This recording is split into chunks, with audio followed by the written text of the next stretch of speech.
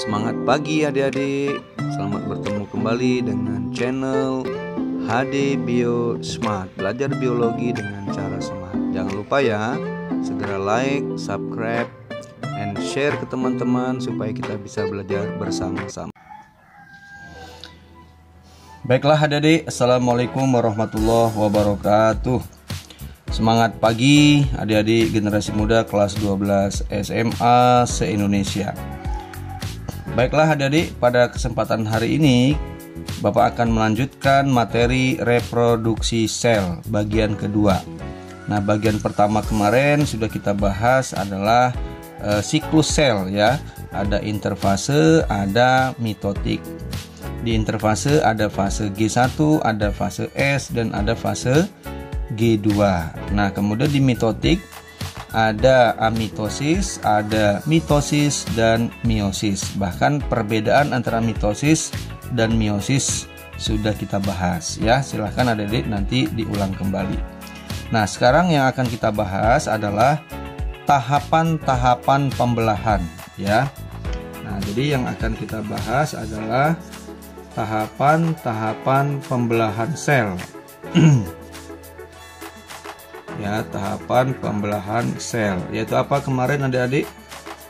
Kromat ya, kromat.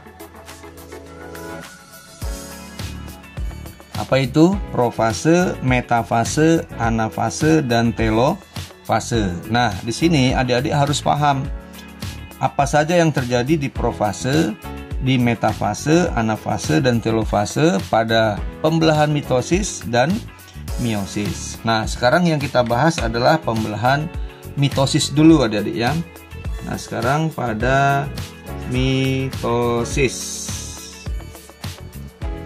Nah, di mitosis itu pembelahannya hanya satu kali adik-adik, dan terjadi pada sel tubuh ya. Contohnya sel otot, sel darah, sel tulang, sel kulit, dan lain-lain. Nah, ini terjadi pada sel tubuh. Kemudian pembelahannya satu kali, jumlah sel anaknya 2 sel. Kemudian jumlah kromosom sel anak itu sama dengan jumlah kromosom sel induk. Nah, itu jangan lupa. Nah, yang pertama kita bahas profase. Ya. Kita bahas profase. Nah, ini ada saya misalkan ini pada sel ya. Pada sel hewan. Nah, pada saat profase adik-adik, yang jelas yang pertama itu kromosomnya terbentuk dari penebalan benang kromatin ya, menebal, memendek, membentuk kromosom ya. Nah, kromosomnya saya misalkan 2N-nya 4 ya, saya misalkan 2N-nya 4. Kalau pada manusia kan 46 adik-adik, jadi agak susah kita gambarnya ya, nggak muat satu kertas ini. Jadi misalkan 4 saja. Nah, ini mengalami penebalan asalnya dari benang-benang kromatin yang ada di interfase, menebal. Nah, kemudian mengalami duplikasi ya kan, dari 2 lengan menjadi 4 lengan ya. Nah, asalnya kan seperti ini ya adik. Benang-benang kromatin itu dia berbentuk tipis dan halus ya. Nah, si benang-benang ini nanti akan mengalami penebalan ya, menebal dan memendek, akhirnya terbentuk seperti ini. Nah, lalu mengalami duplikasi ya, mengalami duplikasi. Nah, kalau duplikasi berarti dia menggandakan diri, membentuk 4 lengan, dari 2 lengan menjadi 4 lengan ya. Nah, jadi seperti ini. Nah, ini namanya kromosom bivalen 2 lengan. Ini kromosom tetrat ya. Tetrat ini 4 lengan. Nah, jadi di profase itu terjadi penebalan benang kromatin menjadi kromosom bivalen, kemudian mengalami duplikasi ya, mengalami duplikasi membentuk 4 lengan. Nah, kemudian ini ada benang membran intinya melebur adik-adik. Membran intinya melebur. Nanti lama-lama hilang. Kemudian di sini ada sentriol. Nah, sentriolnya itu ada dua, ya, yang berbentuk aster. Nah, ini nanti akan bergerak ke kutub yang berlawanan. Ini ke atas, ya kan? Yang di bawah dia bergerak ke bawah. Nah, jadi ini ke atas, ini ke bawah. Lalu ini namanya benang ini sentrosom, ini sentriol. Jadi sentrosom itu nanti akan bergerak ke arah kutub yang berlawanan. Nah, ini sentriol, ini sentriol bawah, ini sentriol atas. Nah, lalu si sentriol ini akan membentuk benang-benang spindle. Ya, akan membentuk benang-benang spindle. Nah, ini saya misalkan benang spindle. Nah, seperti inilah gambar profase pada mitosis, ya. Jadi pembentukan kromosom, kemudian sentriolnya terbentuk, kemudian benang spindlenya terbentuk, kemudian membran intinya melebur. Nanti lama-lama hilang, ya. Nah, kemudian yang kedua metafase. Nah, pada metafase si kromosom tadi nanti akan diikat oleh benang spindle. Ini ya, ini benang spindle. Nah, ini akan diikat oleh benang spindle bergerak ke tengah-tengah bidang ekuator. Nah, saya misalkan ini gambar metafase. Nah, kromosom yang di sini tadi yang masih di tengah dan posisinya acak.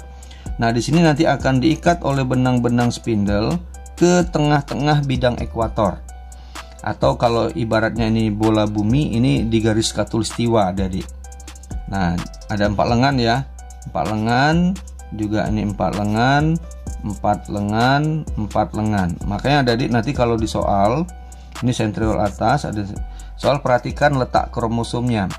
Kalau letak kromosomnya persis seperti ini, nah ini metafase di mitosis. Karena dia susunannya sejajar tunggal, ya, dia sejajar tunggal. Nah, ini ya, jadi kromosomnya itu bergerak di tengah-tengah dengan susunan sejajar tunggal. Nah, kemudian selanjutnya apa? Selanjutnya anafase. Nah, anafase kromosom yang 4 lengan tadi, yang di atas ini ya, yang di tengah-tengah ini, 2 lengan yang di atas ditarik oleh benang spindle, ditarik ke atas.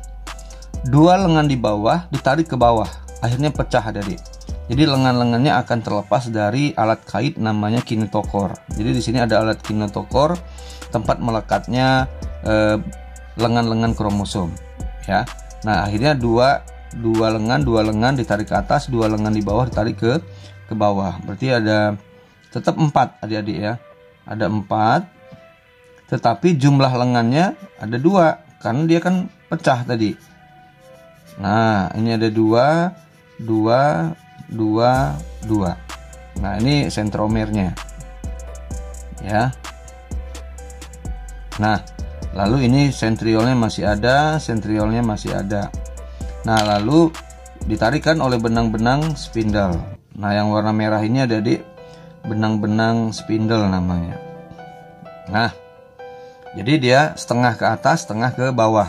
Lengan-lengannya ya, jumlahnya 4, tetap sama, 4 ke atas, 4 ke bawah. Nah, kalau udah pecah, Adik, udah terpisah kromosomnya, nah ini disebut dengan kromatid. Ya, kromatid. Nah, oke, ini anafase. Nah, kemudian yang terakhir apa? Telofase. Nah, telofase itu ada ciri khasnya, Adik. Terjadi sitokinesis, pelekukan sitoplasma. Nah, ini Adik. Ini pelekukan sitoplasma. Nah, kemudian yang kromosom di atas berapa? Yang ke atas 4 kan? Tapi 2 lengan. Nah, ini 2 lengan. Yang di bawah juga sama, 1, 2, 3, 4. Berarti 2 lengan tapi 4 buah. Nah, lalu membran intinya terbentuk kembali ya, Adik. Nah, kalau di sini kan membran intinya melebur, hilang. Ini hilang, di sini terbentuk kembali. Nah, ini di telofase. ya, di telofase. Sentriolnya hilang, benang spindlenya juga hilang. Nah, makanya di telofase itu sebagian besar prosesnya adalah kebalikan dari profase. Nah, kemudian adik-adik, setelah terjadi sitokinesis, ya, membran inti terbentuk kembali, sentriolnya hilang, benang spindle hilang, akhirnya satu sel ini di telofase pecah jadi dua, ya, pecah jadi dua, satu, dua. Nah, membran intinya sempurna, adik-adik, membran inti sempurna, membran inti juga sempurna. Berapa jumlah kromosomnya? 1, 2, 3, 4. Ada 4 tapi 2 lengan, ya kan? Ini juga sama, 4 buah tapi 2 lengan dalam bentuk kromatid. Nah, coba kalau kita perhatikan adik-adik, ini induknya di awal profase kan 2N-nya 4, artinya jumlah kromosomnya ada 4 buah atau 2 pasang. Nah, ini kan sama, ini juga 4 buah, berarti 2N-nya 4, kemudian ini juga sama, 2N-nya juga 4. Nah, makanya disimpulkan bahwa jumlah kromosom sel anak itu pada mitosis itu sama dengan jumlah kromosom induk. Kalau induknya 4, maka sel anaknya juga 4 jumlah kromosomnya, ya. Contoh pada manusia, sel kulit itu 46. Begitu sel kulitnya ngelupas, ngelupas. Nah, sel kulit yang terbentuk, yang baru terbentuk sama mengandung jumlah kromosom 46 juga. Sel kulit induknya 46, sel anak yang terbentuk baru tadi itu 46. Nah, itu ada itu pada mitosis, ya. Nah, sekarang pada meiosis. Nah, baik, bagaimana sekarang pembelahan pada meiosis pertama, ya. Ingat adik-adik, meiosis itu pembelahannya 2 kali. Jadi ada meiosis 1, ada meiosis kedua. Nah, sekarang kita bahas yang meiosis 1. Nah, di meiosis 1 pertama kan terjadi ada profase 1. Kita lihat ya, apakah ada perbedaan. Nah, di profase 1 itu ada tahapan-tahapan juga, ada leptoten, ada zigoten, pakiten, diploten, dan diakinesis, ya. Nah, leptoten itu yang pertama kali adalah terbentuknya kromosom dari benang-benang kromatin, ya. Tadi adik-adik ya, tadi kan udah kita bahas sama di profase mitosis juga. Nah, ini ada, saya misalkan ini ada 4 buah yang terbentuknya adalah dari benang-benang kromatin pada interfase menebal, kemudian memendek, membentuklah kromosom bivalen. Lalu yang selanjutnya, ya, nah ini bisa dibaca ya. Nah, kemudian sentriolnya juga, ya, sentriol atau kita gambar lebih jelas dulu membran intinya. Membran intinya melebur, adik-adik, nggak jauh beda dengan di mitosis. Nah, membran intinya melebur.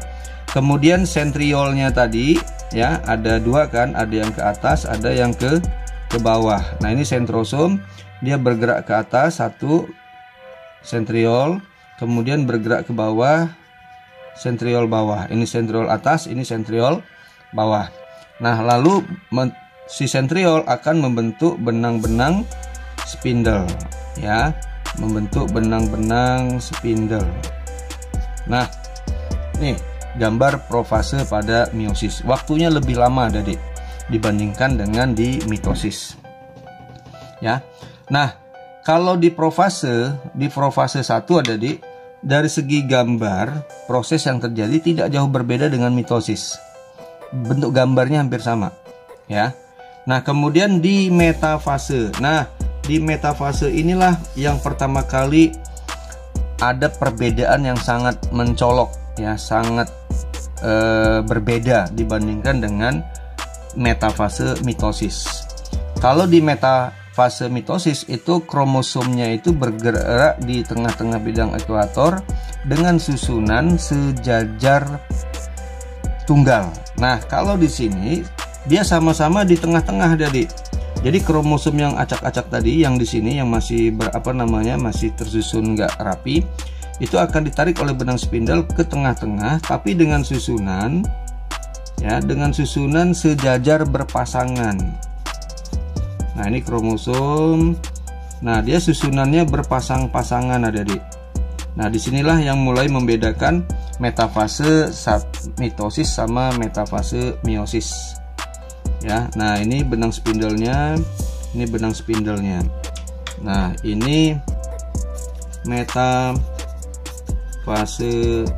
1 ya. Nah, ini susunan kromosomnya ya. Ini sejajar berpasangan. Tuh, adik, sejajar berpasangan. Kalau di mitosis tadi sejajar tunggal ya. Ini adik ya. Nih, ini sejajar tunggal kalau di metafase mitosis. Nah, kalau di meiosis itu sejajar berpasangan. Nah, kemudian masuk ke tahapan yang ketiga, yaitu anafase 1. Nah, di sini ada ya. Saya Bapak gambar. Nah, ini di anafase 1. Nah, di anafase 1, kromosom yang di atas itu ditarik oleh benang spindle ke atas. Kromosom yang di bawah, 2 di bawah ditarik ke bawah. Artinya sehingga yang ke atas ada 2, yang ke bawah juga ada 2. Ini sentriol, ini sentriol. Ya, berapa lengan? 4 lengan, adik-adik. Belum terbentuk kromatid. Nah, kalau di mitosis, di anafase itu langsung terbentuk kromatid karena kromosomnya ditarik ke atas ke setengah-setengah. Nah, kalau ini belum terpecah kromosomnya. Ya, jadi masih 4 lengan, 4 lengan. Artinya di anafase 1 belum terbentuk belum terbentuk kromatid ya. Nah, lalu di terakhir di telofase 1. Nah, di telofase 1 sama ada ciri khasnya, ada lekukan nih yang namanya sitokinesis ya. Membran intinya terbentuk kembali, kromosom yang di atas berapa, adik? 2 ya, 1, 2. Berarti di sini juga ada 2 dan 4 lengan. Posisi kromosomnya 4 lengan. Ini juga sama, 4 lengan, 4 lengan. Sentriol hilang, benang spindle hilang, membran inti terbentuk kembali. Akhirnya pecah jadi 2. Nah, ini telofase 1 ya. Membran intinya sempurna, membran inti sempurna, kromosomnya ada 2 buah dan 4 lengan. Nah, kalau 4 lengan artinya kan belum terbentuk kromatid dan jumlahnya 2. Sedangkan di sini induk itu jumlah induknya berapa kromosomnya? Ada 4. Tapi di sini 2. Berarti 2 itu setengah dari 4. Oh, berarti ini N sama dengan 4. Ini N sama dengan 4. Nah, di meiosis 1 ternyata jumlah kromosom sel anaknya sudah haploid, sudah setengah dari induk, hanya saja masih 4 lengan. Nah, bagaimana Pak kalau masih 4 lengan? Nah, itu artinya pembelahannya belum selesai ya, adik. Untuk pembelahan yang sempurna, yang selesai, itu kalau sudah terbentuk kromatid, adik-adik. Nah, jadi kalau udah terbentuk kromatid baru selesai. Nah, kalau ini kan belum. Nah, kalau belum, makanya dia akan membelah sekali lagi. Masuklah ke meiosis 2 ya. Nah, setelah selesai telofase 1, adik-adik, setiap sel anak tadi yang ini ya, yang N-nya 4, yang setengah dari induk, nanti masing-masing ini masuklah ke profase kedua tanpa melalui interfase lagi. Dia langsung masuk ke meiosis kedua. Yuk. Nah, ini 4 lengan dan 2 buah ya kromosomnya. Kromosom 2, lengannya ada 4. Nah, kita masuk ke meiosis kedua. Nah, masuk meiosis 2 di profase 2 sekarang. Nah, di profase 2 kromosomnya tinggal berapa tadi? Setengah kan? Berarti ada 4 lengan dan ada 2 buah. Jumlah kromosom 2 buah tapi masih 4 lengan. Lalu membran intinya melebur lagi ya Dede. Sentriolnya terbentuk, sentriol bawah juga terbentuk, kemudian terbentuk benang spindle. Ya. Nah, ini profase 2.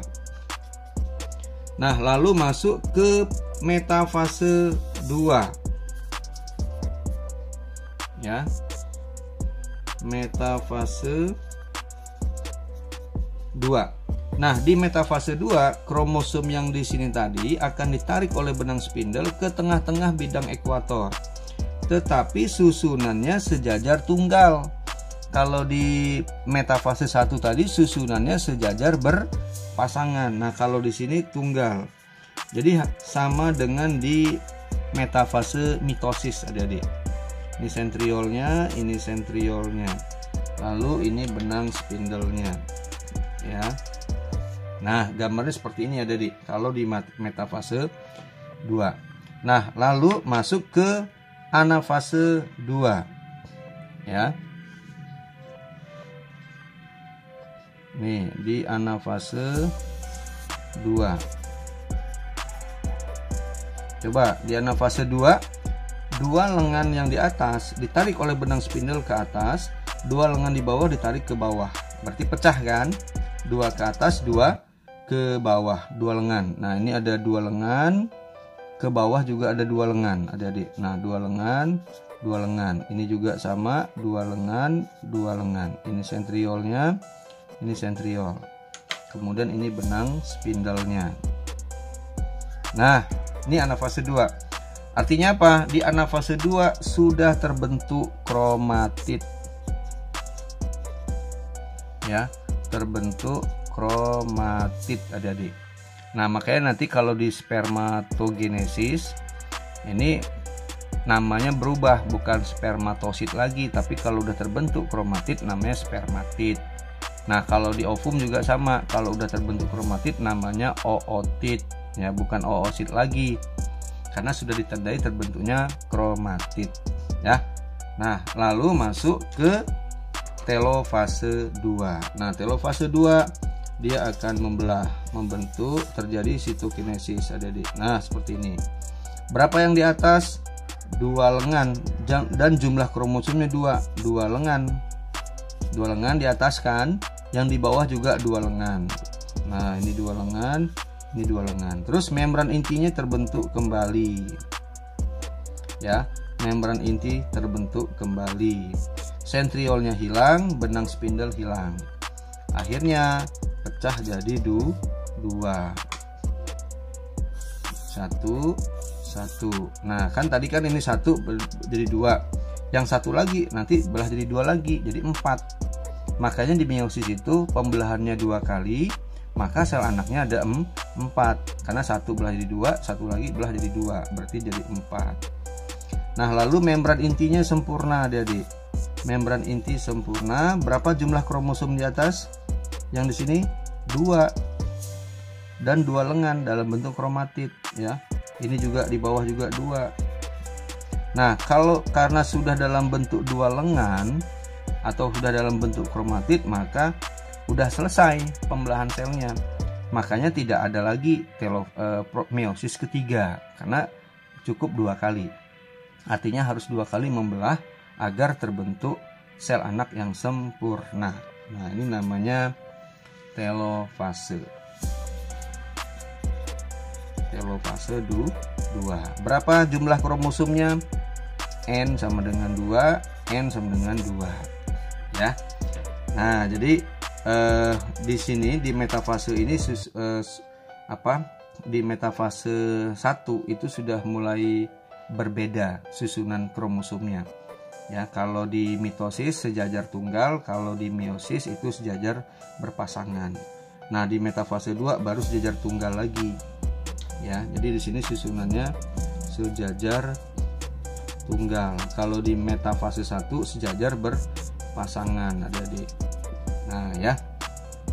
Nah, kesimpulannya pada meiosis kedua hasil meiosis 1 sudah haploid tapi masih 4 lengan ya kromosomnya. Kemudian kalau di meiosis 2 hasilnya setengah juga ya, setengah, dan kromosomnya dalam bentuk kromatid ya, udah 2 lengan. Nah, kalau di telofase 1 tadi kan masih 4 lengan, kalau di telofase 2 sudah 2 lengan. Selesai.